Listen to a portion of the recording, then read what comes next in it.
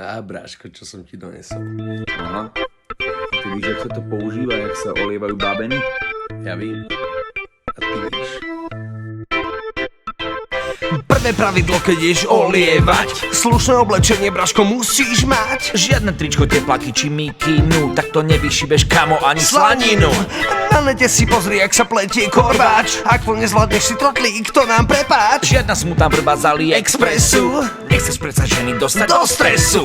Šívačka a olievačka, fešáčik buď, hoď sa do sáčka. Nežný buď, veľa nežer a hlavne sa neožer. Nežný buď, veľa nežer a hlavne sa neožer. Nestriekaj ich voňavkami hnusnými, radšej si daj pozor na svoje rímy. Na ľudovú nôdu pekne zavinčuj a po 12. neolievaj, nebuď. Došťož. Došťož? To čo je došťož? To je došťož, po 12. olievajú len došťatý. No došťatý, po 12. no? A?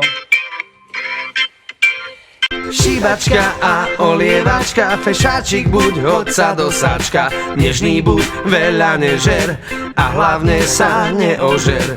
Nežný buď, veľa nežer a hlavne sa neožer. A hlavne sa neožer. A hlavne sa neožer. Sorry. Vieš čo?